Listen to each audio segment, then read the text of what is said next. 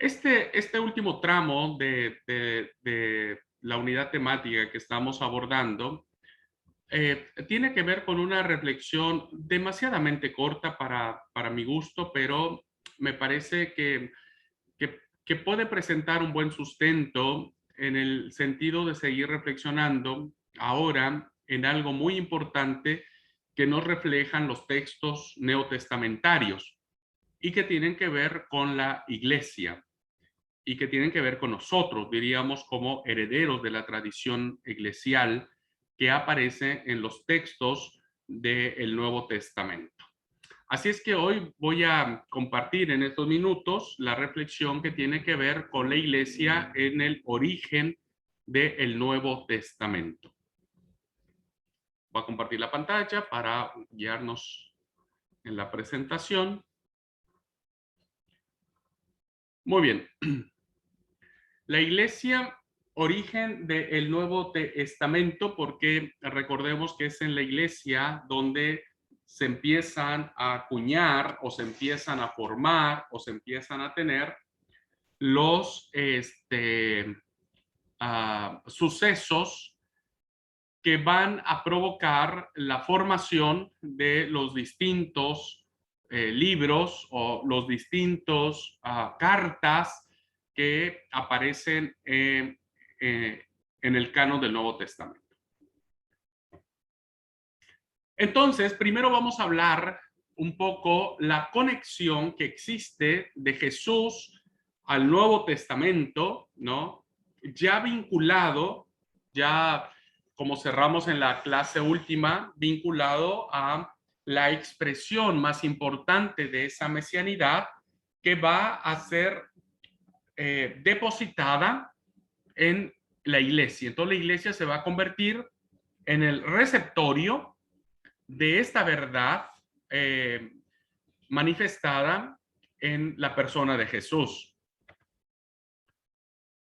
Los cristianos no empezaron escribiendo una Biblia distinta, lo hemos dicho de manera reiterada, sino que siguieron utilizando, igual que Jesús, la Biblia que se tenía en ese momento, que era el Antiguo Testamento. Sin embargo, las comunidades cristianas que se fueron formando descubrieron y afirmaron de manera consecuente, de manera homogénea, de manera permanente, ¿no? Estas comunidades, que la muerte y la resurrección de Jesús había realizado según las Escrituras. Y cuando hablamos de según las Escrituras, nos estamos refiriendo a las Escrituras del Antiguo Testamento, porque recuerden que para estas fechas no había Nuevo Testamento. El Nuevo Testamento recién empieza a tener una forma más o menos homogénea después del segundo siglo, la mitad del segundo siglo, 160, 180, 200 de la era cristiana. Sin embargo, las comunidades cristianas van a interpretar que la muerte de Jesús y su resurrección van a ser el resultado de lo que se había dicho en las Escrituras. De manera que empiezan a entenderlas de un modo consecuente, es decir, le empiezan a entender de un modo que se alinea a la figura de Jesús. Y entonces vamos a encontrar que la tradición oral será demasiadamente fuerte en relación a este tema. Y Pablo recogerá esta tradición que se empezará a formar y divulgará y se consolidará de una manera muy importante dentro del canon del Nuevo Testamento a partir del año aproximadamente 56, es decir, estamos hablando de 2, tal vez 3 décadas después de que Jesús ha ascendido a los cielos. Y esta confesión, necesito que abran su Biblia y que todos vayamos a la primera carta del apóstol Pablo a los Corintios, capítulo 15,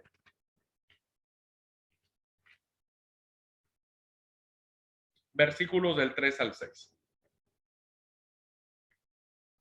Entonces, nosotros vamos a encontrar lo siguiente. Primero a los Corintios, capítulo 15, versículos del 3 al 6. Fíjense lo que dice el apóstol Pablo. Porque primeramente os he enseñado lo que asimismo recibí. Estamos ante la presencia de una tradición oral. No, Pablo no está recibiendo algún escrito que mencione esta verdad. Voy a leerlo en la versión Dios habla hoy. Dice la versión Dios habla hoy, capítulo 15, versículo 3.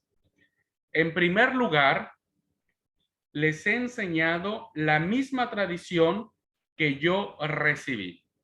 Es decir, que esta enseñanza que vamos a ver ahorita, que vamos a leer, ya era una tradición muy marcada, muy fuerte, ¿no? Y que evidentemente había permeado a todas las comunidades cristianas. Que Cristo murió, sigo leyendo, que Cristo murió por nuestros pecados, conforme a las Escrituras, y que fue sepultado y que resucitó al tercer día, conforme a las Escrituras, y que apareció a Cefas y después a los 12, después apareció a más de 500 hermanos a la vez, de los cuales muchos viven aún y otros ya duermen. Versículo 7, después apareció a Jacobo, después a todos los apóstoles, y al último de todos, como un abortivo, me apareció a mí. Entonces, la tradición de la iglesia, la confesión de fe que aparece como una tradición de la iglesia, se centra en dos verdades. La primera de ellos, la primera dice que Cristo murió por nuestros pecados según las Escrituras. Cristo muere por nuestros pecados. Esta es la primera experiencia, la primera interpretación, reflexión teológica que hacen las comunidades cristianas respecto de la muerte en la cruz del Calvario. Y esto significará que la muerte de Jesús no fue fracaso o fatalidad, como muchos tal vez pudieron pensar que se daba, sino más bien como el cumplimiento y sentido de las Escrituras, como la revelación definitiva de Dios. Es decir, no es un fracaso, sino es un propósito. No es una fatalidad, sino más bien es un designio divino. Y por lo tanto, Jesús muere por nuestros pecados, salvándonos de ese pecado y sobre todo de las consecuencias de la muerte eterna. Esa fue la interpretación que hacen y que Pablo la recoge y la recoge como cierta. Fíjense que Pablo no interpreta la tradición, solamente la reproduce. Pablo no dice, miren, a ver, yo recibí esta tradición, pero me parece a mí que deberíamos entenderla de diferente manera. No, realmente Pablo toma esta tradición y solo lo que hace es reproducirla como cierta, como verdadera. Y entonces empieza a decir que la muerte no es una fatalidad o fracaso, sino más bien es un cumplimiento y un designio divino. Punto 2, verdad 2 que traía este credo o esta confesión de las primeras comunidades, que Cristo resucitaría, perdón, o resucitó al tercer día, y vuelve a ser enfático. Es muy interesante, hermanos, cómo en las dos confesiones el respaldo que se da de estas dos confesiones, de la muerte y de la resurrección, están basadas en las Escrituras. Es una interpretación, es decir, entonces, que todo lo que pasó en la persona de Jesús, ya se cumplió conforme las Escrituras. Y tenemos aquí que el mismo Jesús, el enviado mesiánico de Dios, es decir, el Mesías, el ungido, el Cristo, a quien se ha matado, ha resucitado por Dios. Dios fue quien lo resucitó. Y eso lo veremos en las cartas paulinas, ¿no? A ver.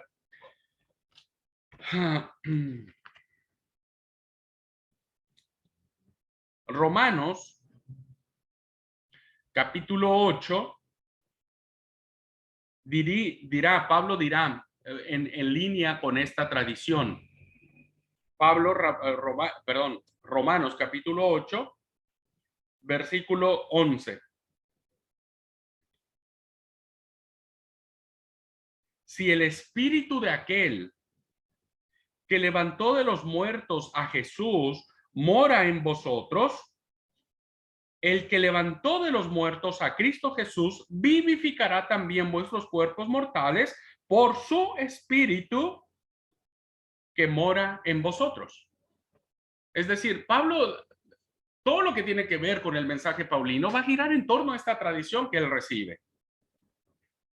Jesús murió, pero Dios lo resucitó. Ahora, este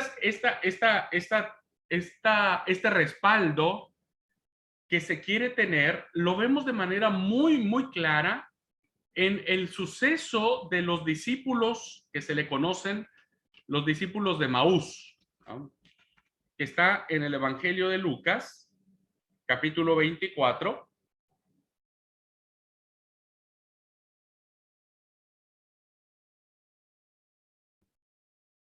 No me voy a extender tanto por el tiempo, pero solamente quiero decirles esto.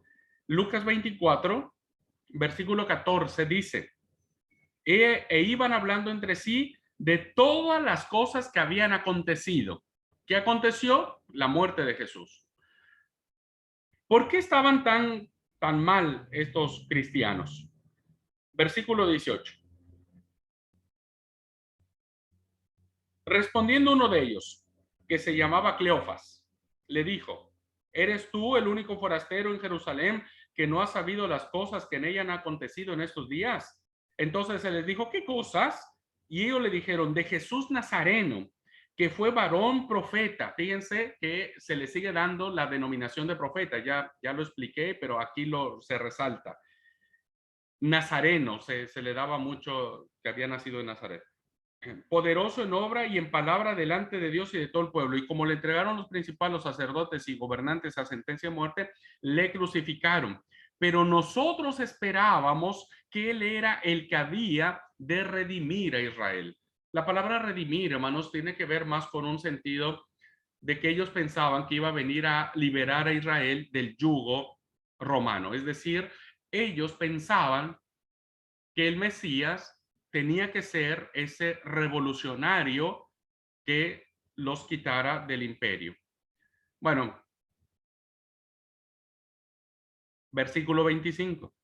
Entonces se les dijo, oh insensatos y tardos de corazón por creer todo lo que los profetas han dicho. ¿No era necesario que el Cristo padeciera estas cosas y que entrara en su gloria? Y comenzando desde Moisés y siguiendo por todos los profetas, les declaraba en todas las escrituras lo que de él decían. Entonces la interpretación, hermanos, es que esta tradición estaba muy anclada, muy anclada en la experiencia de fundar este suceso de la muerte y de la resurrección en las escrituras, en el Antiguo Testamento. Y finalmente, el tercer punto, que es muy interesante, es que estos dos pilares de la confesión cristiana que tenía la iglesia se manifestó en personas muy específicas. Cristo se hizo ver por Pedro, ¿no? Por los 12 y por todos los apóstoles. Es muy interesante esta expresión que aparece en el texto.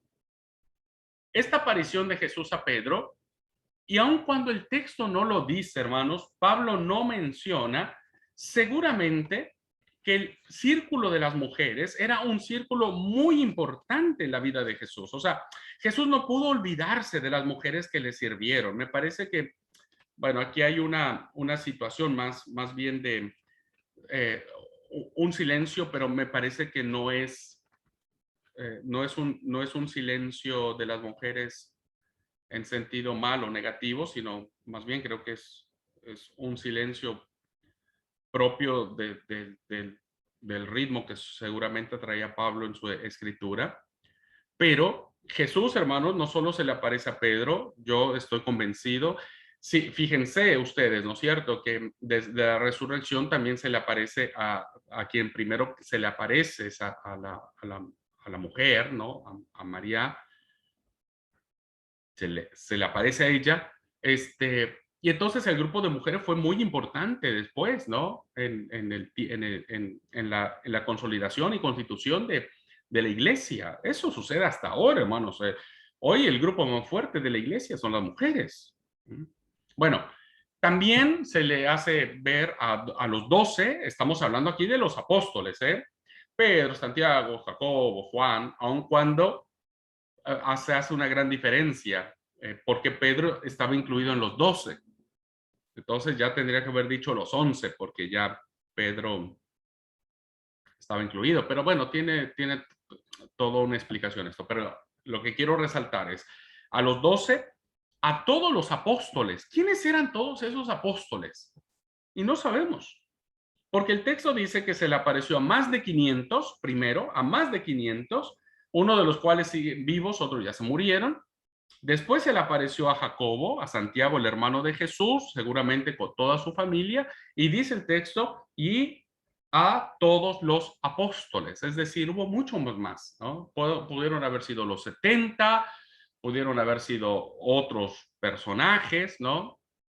Pero seguramente, porque apóstol significa enviado, entonces seguramente tuvo que haber muchos enviados para que la iglesia funcionara. Y finalmente a Pablo. Bueno, este punto del cual Pablo habla, ¿no? Y dice, bueno, a tal, a sultano, a perengano, etcétera, tiene que ver que esto va a constituir el principio y el argumento del Nuevo Testamento, porque todos estos personajes, ¿no? Van a desplegar conforme a su experiencia, a su tarea misionera, ¿no? A sus recursos, a su capacidad. Algunos serán más intelectuales que otros. Unos defenderán la fe cristiana desde la experiencia porque vivieron lo que sucedió con Jesús, porque escucharon sus palabras, porque lo conocieron de niño, de jovencito, ¿no? Otros lo harán desde el conocimiento, habrá gente muy letrada como Pablo. Pablo es un hombre muy inteligente, ¿no? Y seguramente habrá muchos otros apóstoles con esa calidad de defensa. Y entonces va a haber un despliegue conforme a la experiencia y a la tarea misionera de todos estos personajes en el que las comunidades cristianas irán creando sus propios escritos. Y entonces aparecerán los evangelios, aparecerán las cartas paulinas, aparecerán las distintas escuelas o discípulos de los apóstoles, aparecerán las famosas cartas católicas y bueno, finalmente el Apocalipsis como un género literario para expresar esta situación. Entonces, es muy interesante, hermanos, notar cómo esto empieza a vincularse a la iglesia. Esta confesión que se tenía se nutre, se sostiene en el seno de las comunidades cristianas. Y entonces tenemos ahora el salto de la vida de Jesús, de la impronta de Jesús, del ministerio de Jesús, a la misión cristiana, a la misión evangelizadora, a la tarea misionera que ahora debe darse a través de las distintas comunidades cristianas. Y vamos a ver 4 grandes núcleos en los cuales se encierra esta tradición y que tiene que ver básicamente con la iglesia. Vida, mensaje de Jesús. ¿Cómo se relaciona, cómo se vincula ahora a esta experiencia llamada iglesia? Jesús, hermanos, no mandó a escribir ningún Nuevo Testamento. No dijo, bueno, traten de no olvidarse lo que yo les digo, sino traten de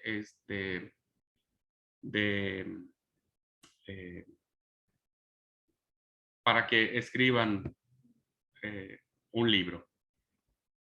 No fijó los rasgos de tampoco cómo quería que fuera la iglesia y dijo, bueno, yo quiero que la iglesia sea, bueno, que tenga obispos, que tenga pastores, que tenga maestros, que tenga evangelistas, que tenga profetas o apóstoles. No, no, el Señor tampoco hizo eso, ¿no? Sino más bien abrió un camino que contenía rasgos muy importantes que deberían ser observados todos aquellos que estaban constituyendo la iglesia. El primero de ellos, ¿qué hizo la vida mensaje de Jesús que moldeó y forjó y formó la iglesia?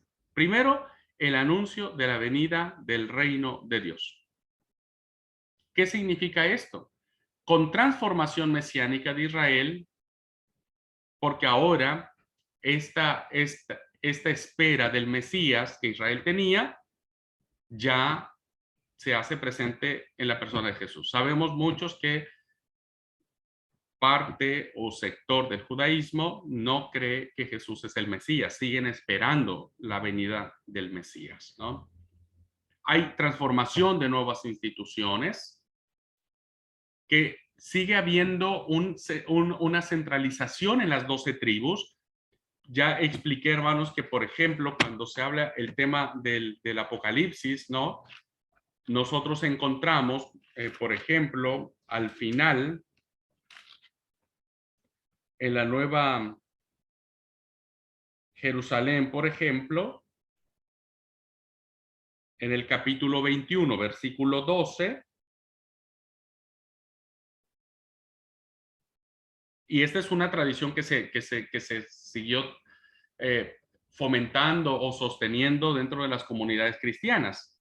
Apocalipsis 21, 12 dice, y tenía un muro grande y alto con 12 puertas, y en las puertas 12 ángeles y nombres inscritos que son los de las 12 tribus de los hijos de Israel.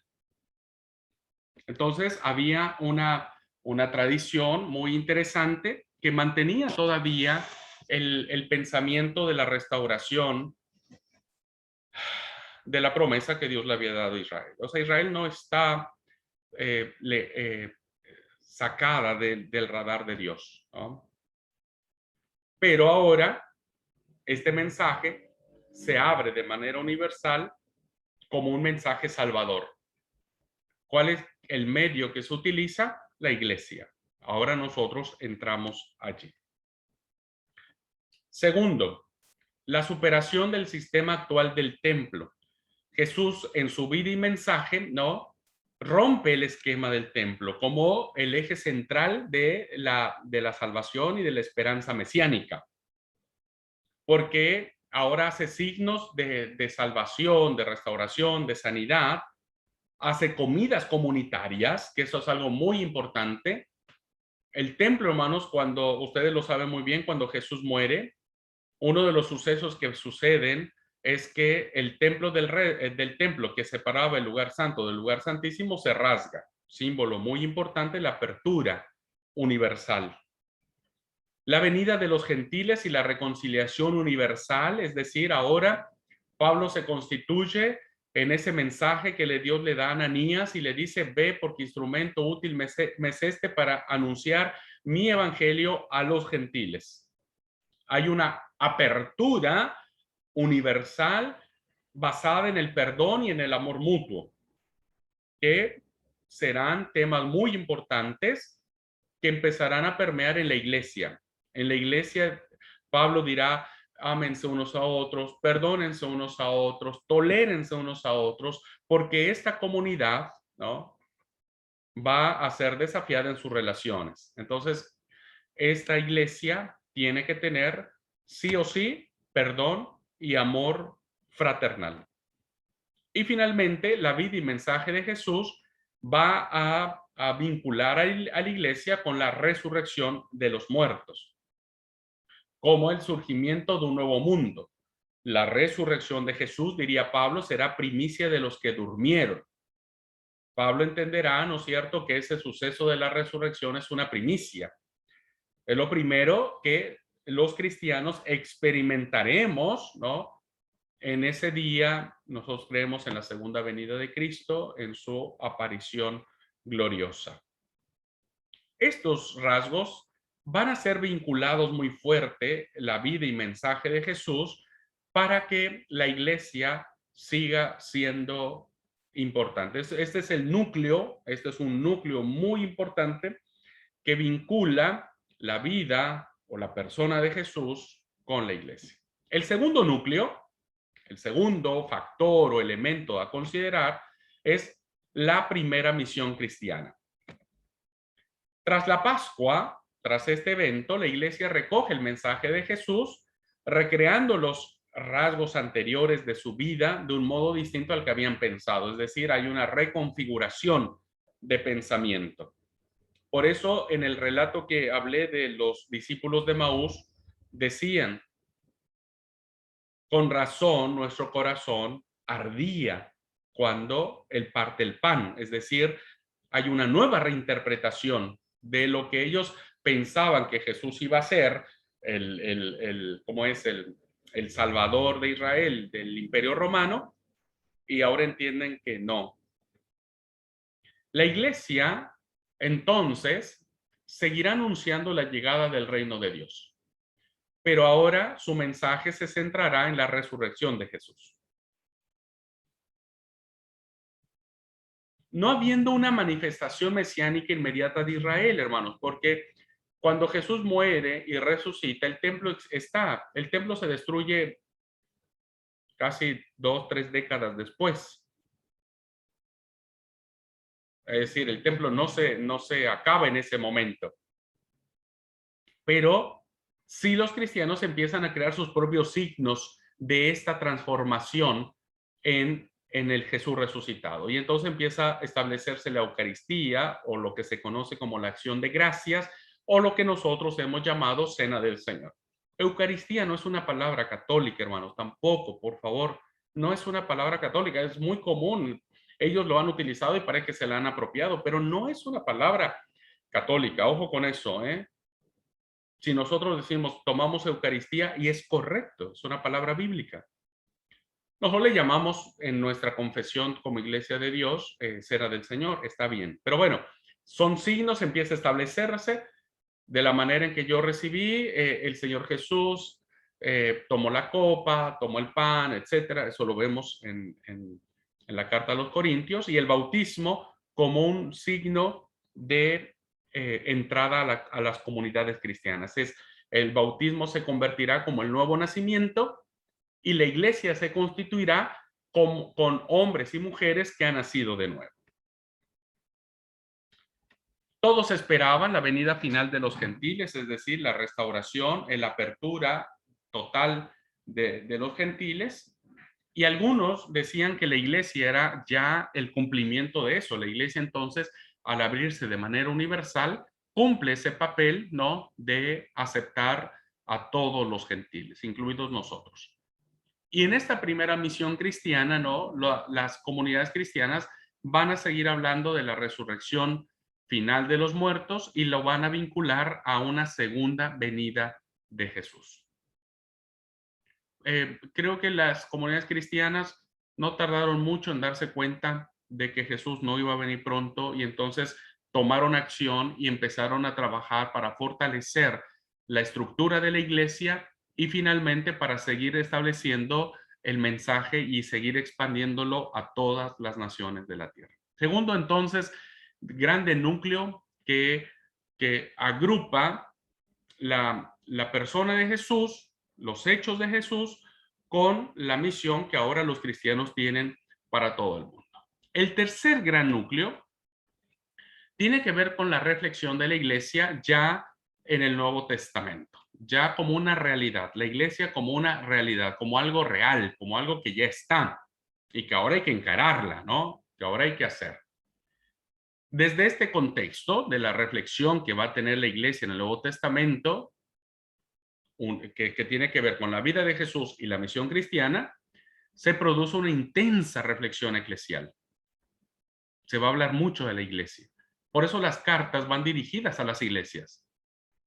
la iglesia de Corinto, la iglesia de Colosa, la iglesia de Filipo, la iglesia de Éfeso, la iglesia de Creta, la iglesia de Roma, ¿no? La iglesia de Galacia. El Apocalipsis va a ir dirigido a las iglesias porque hay una profunda reflexión eclesial. Y los motivos que llevarán a estas reflexiones que se van a cristalizar o que se van a reflejar en los textos neotestamentarios, sus motivos son los siguientes. Primero, van a recoger los dichos de Jesús y de esa manera reinterpretarán las leyes, las normas, los decretos, las ordenanzas que aparecen en el Antiguo Testamento. Entonces, los dichos de Jesús van a ser fundamentales. Va a decir, ¿qué dijo nuestro Señor? ¿Qué dijo? Y bueno, ahí circulará el documento Q y después los evangelios retomarán lo dicho. Lucas irá casi casa por casa, irá casa por casa preguntando, charlando con los personajes principales. Van a recoger los dichos de Jesús y los van a atesorar como norma, como normativa. Van a recordar la muerte y vida de Jesús. De esta perspectiva van a entender muchas de las historias del Antiguo Testamento, ¿no? Muchas. La señal mesiánica, por ejemplo. Los evangelios dirán,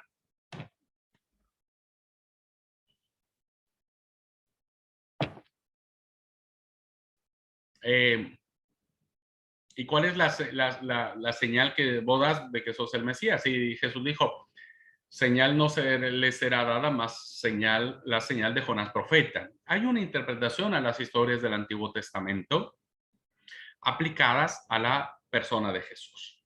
Esa era una reflexión que tendrá la iglesia. Y la más profunda, la reflexión más profunda que tendrá la iglesia cristiana en sus distintas comunidades es que van a retomar el proyecto y el movimiento de Jesús. No lo van a olvidar.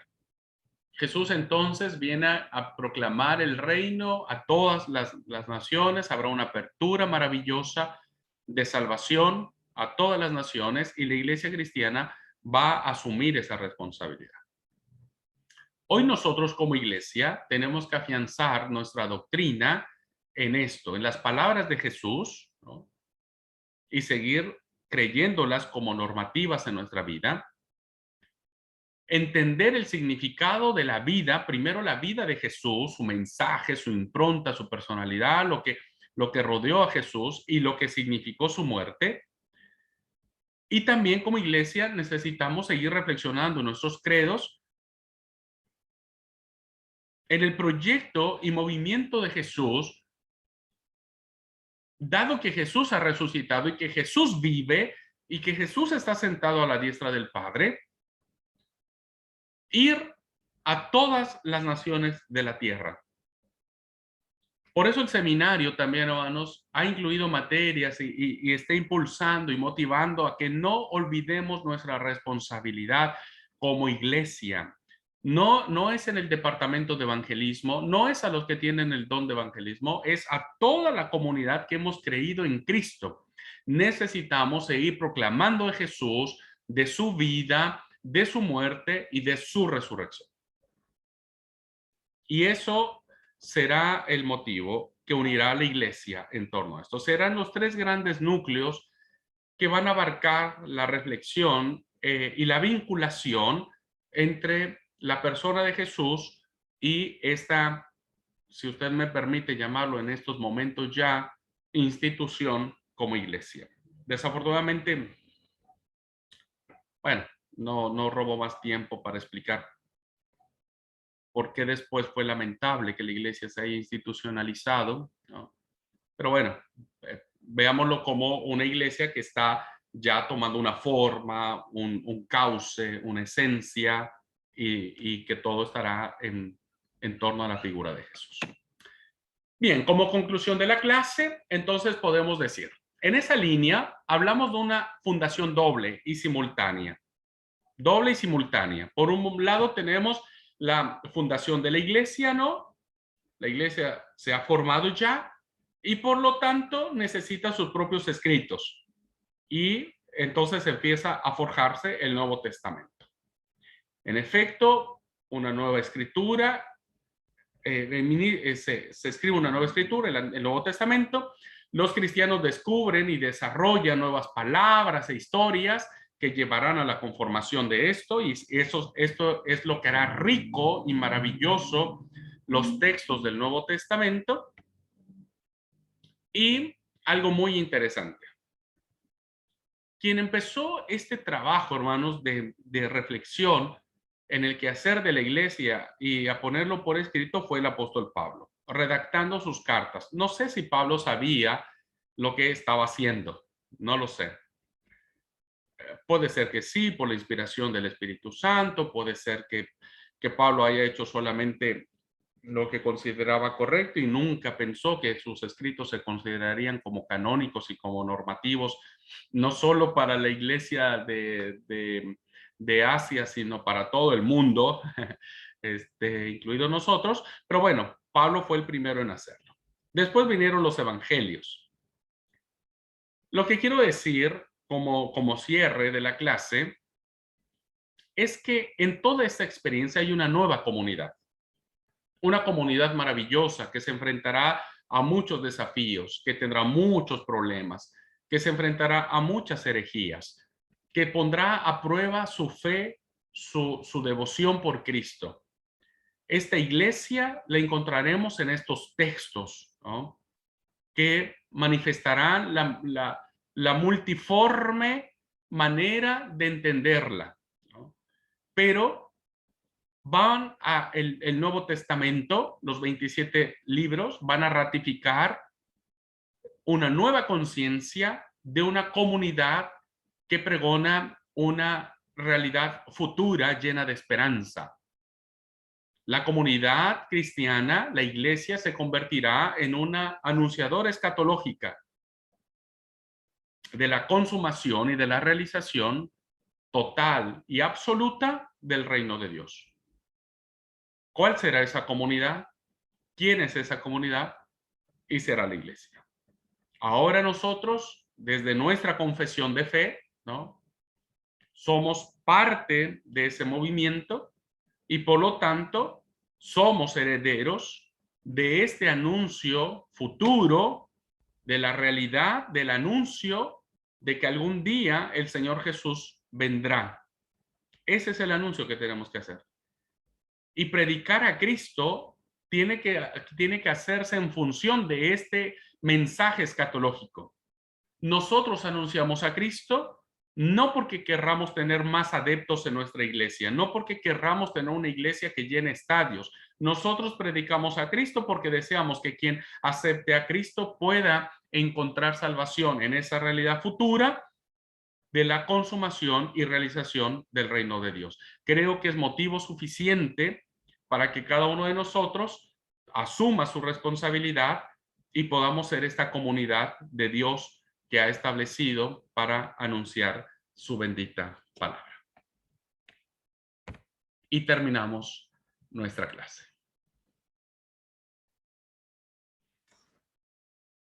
¿Alguien tiene alguna pregunta, alguna duda, algún comentario de la clase? Vamos a tomar un minutito.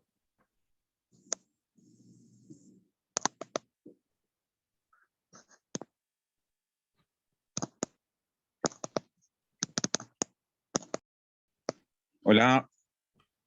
Sí, Marcos. ¿Cómo te va, Abraham? Hola, Una pregunta relacionada de la primera clase, de la primera hora. Bueno, tiene poco que ver con lo último que venía hablando. Nada, simplemente me generó un poquito de, que siempre la tuve, a la duda esta, de que si Jesús siempre supo quién era desde muy chico, yo no sé por qué tenía como esa convicción que Jesús sabe quién es después que viene del desierto. Como que antes él, no sé si no sabía quién era, pero como que se confirma después del desierto, algo así. Esa es mi pregunta. Sí, amigo mío. Hay distintas posturas que manifiestan esto. Por eso decía que yo me parece no sé qué tan benéfico sea tener una respuesta tan exacta, pero sí es una pregunta muy válida, porque todos los que nos acercamos a Jesús siempre preguntamos, ¿y desde cuándo él tenía conciencia de que era Dios? ¿No?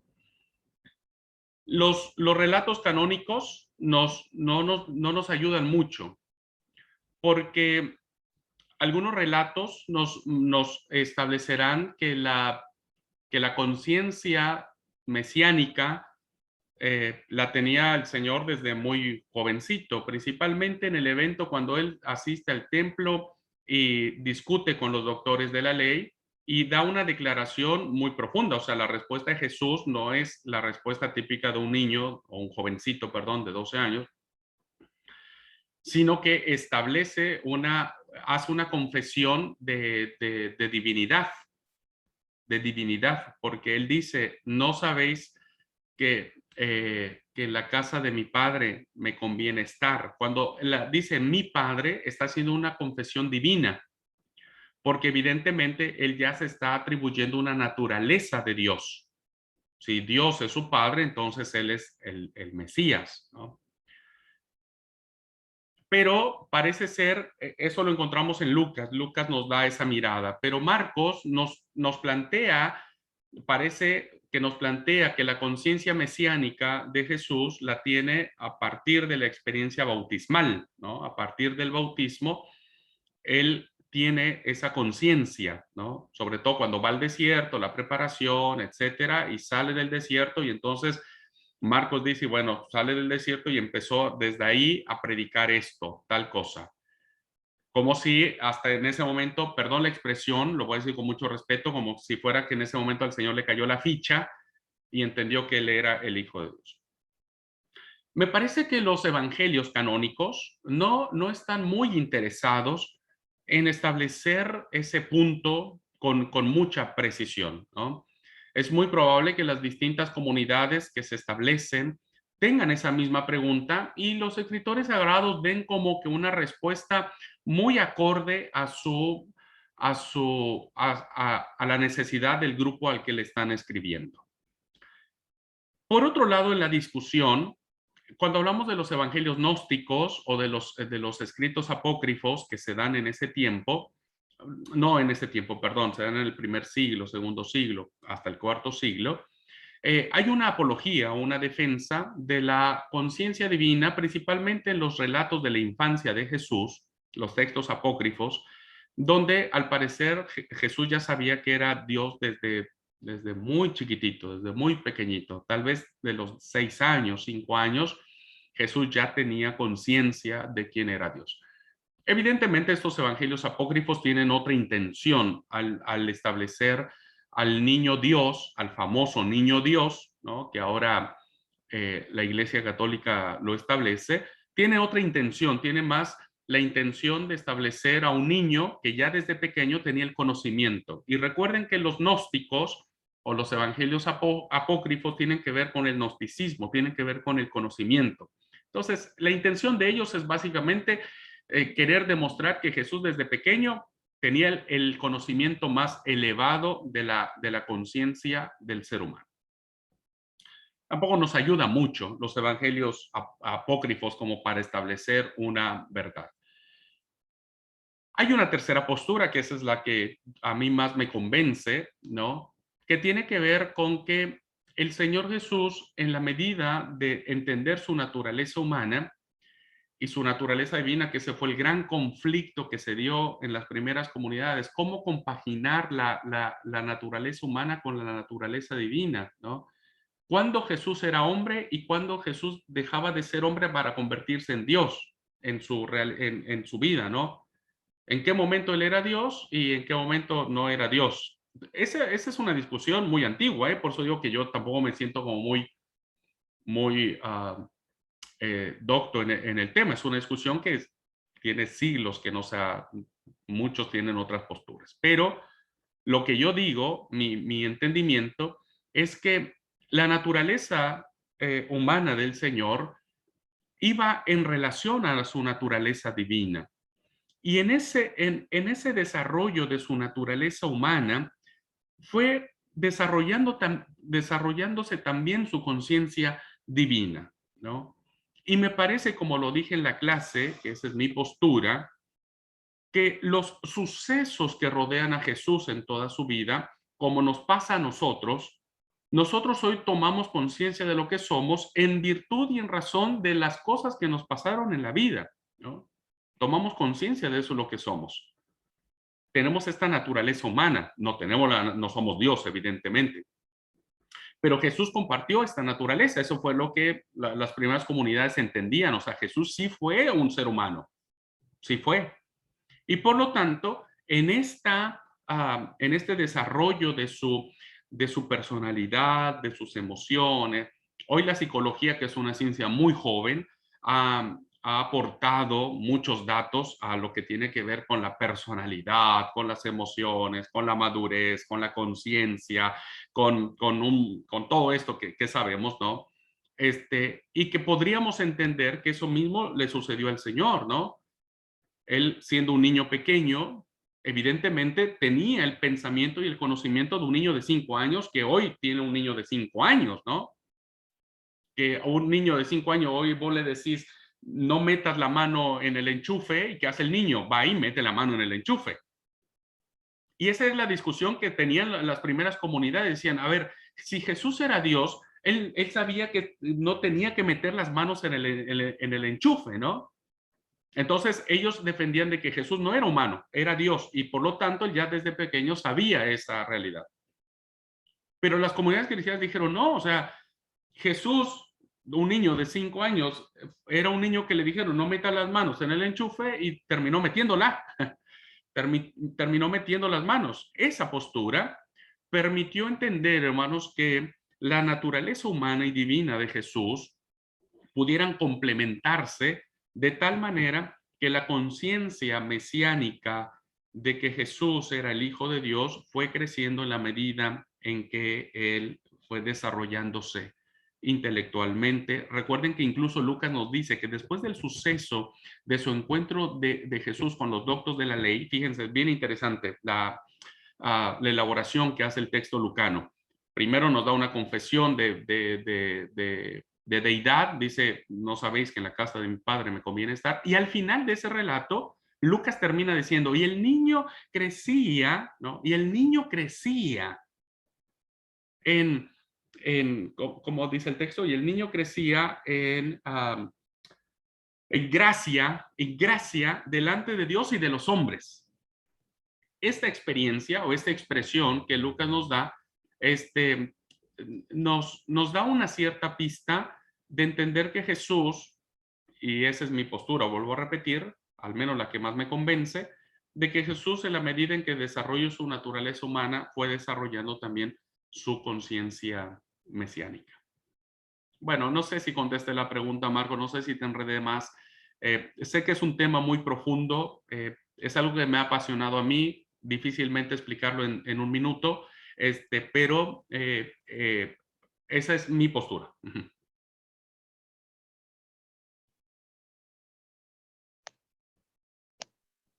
Sí, sí. Gracias, Abraham. De nada, amigo mío. Alguien decía, me dejaste más mareado, pero está bien.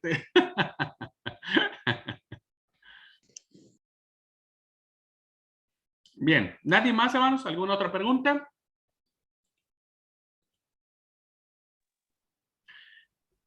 Sí, tengo una pregunta, pastor. Sí, Karina. Bueno, yo sé que usted me va a decir que nos quedemos en el mirador, pero a mí me gusta ir por los pasillos. ¿Qué pasó con Elías? ¿Qué pasó con quién? Con Elías. ¿Dónde quedó Elías?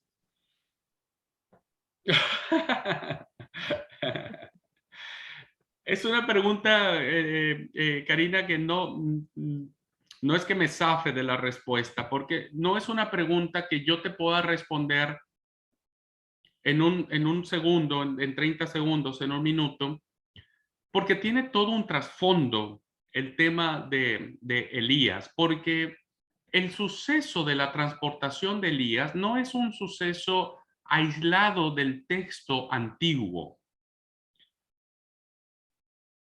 Recuerden que les dije que estoy preparando una clase extracurricular. El que la quiera tomar, puede tomarla. El que no, no está obligado, pero estoy preparando una clase precisamente a raíz de tu pregunta de qué, con quién se casó Caín, de dónde agarró mujer. No es una pregunta también que solo se pueda responder a la luz de ese solo texto. Por eso estoy preparando todo lo que es el capítulo 3, 3 o 4, me parece, de Génesis, porque es todo un contexto. ¿Qué quiero decir con esto? La transportación de Elías, que se le conoce, ¿no? Y que dice que vinieron por él, se lo llevaron y demás, ¿no? Tiene un referente igual con Enoc, con Enoc. Enoc también tiene la misma experiencia. Y eso también se explica en la genealogía que aparece inmediatamente después de la historia de Caín y de Abel, o de Abel y Caín, como quieran llamarlo. Después de la experiencia de Abel y Caín hay una genealogía. Y en esa genealogía aparece este concepto que hay sobre esto, porque Enoc dice también, y caminó Enoc con Dios y Dios se lo llevó. Y la pregunta es, ¿a dónde se lo llevó? Bueno, te decía que no podría responderte ahora, pero si tú me concedes, cuando hagamos estas clases extracurriculares, podríamos responderlo. Porque las tradiciones de Elías tienen otra forma, tienen otra estructura, tienen otro sentido. En fin, o sea, no solamente es mirar el arrebatamiento de Elías como un hecho aislado. Tiene toda una estructura las tradiciones que se forman con Elías. Yo sé que te gusta andar por las avenidas, Karina, pero dame oportunidad de que cuando lleguemos a la avenida, ahí lo vamos a disfrutar. Al menos que tengas presente que tus preguntas las tengo presente y me gustan y me motivan a estudiar y a encararlas y bueno, compartirlas en algún momento. Sí, son preguntas. Sí, está bien, son válidas porque están en el texto bíblico. Bien, hermanos, ¿alguna otra pregunta de la clase?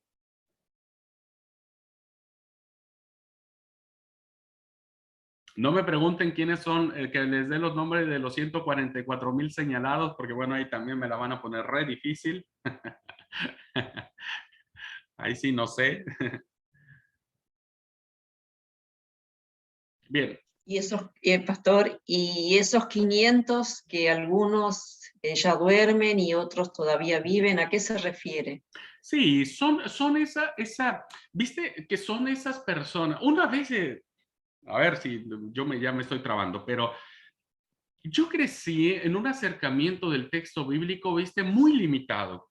Y para mí, la vida de Jesús era Jesús, Juan el Bautista, los 12, y no hablar un poco de la mamá, porque era como tener un tinte católico, entonces no vamos a hablar de María, y ahí nomás.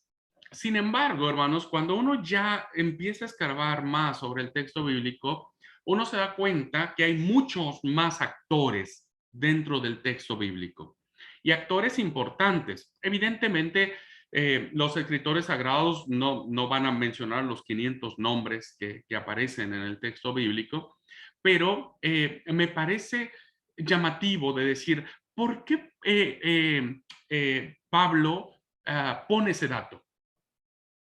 ¿Qué sabía Pablo de esta gente?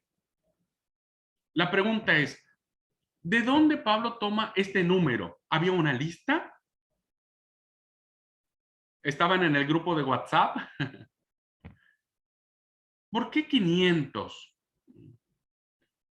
¿Por qué primero Pedro? ¿Por qué luego los 12? ¿Por qué los 500? ¿Por qué mencionar y muchos apóstoles? Muchos apóstoles. Bien, son preguntas que siguen siendo de reflexión, ¿no? Y que tienen que ver mucho con una hermenéutica, que ustedes en algún momento van a tener clases de hermenéutica y de exégesis bíblica y van a poder interpretar el texto, pero en términos muy prácticos, diríamos, del mismo, nos damos cuenta que hubo muchas personas involucradas en el movimiento de Jesús. Muchas personas. Y que gracias a esas personas, nosotros fuimos alcanzados para Cristo. Así es que, lástima que Pablo no nos da muchos datos de eso, pero seguramente viene de una tradición. A él también le dijeron, che, hay como 500 que están en esta condición, y Pablo lo toma como cierto y lo reproduce. Pero más que pensar en eso, es decir, hubo muchas personas involucradas en este asunto. O sea, y creo que una lectura que podríamos darle, hermanos, es que si el mensaje de Jesús fuera falso, no muchos tendrían la capacidad de reconocerlo como verdadero. Y el hecho de encontrarnos a muchos grupos, a muchas mujeres, a muchos hombres, a muchos apóstoles, que no sabemos cuántos, dice, y a todos los apóstoles, pudieron haber sido 10 apóstoles, 20, 50, 1000, 2000, 10,000, no lo sabemos, pero una lectura que podríamos dar del texto es que hubo mucha gente que creyó en ese mensaje como un mensaje de verdad.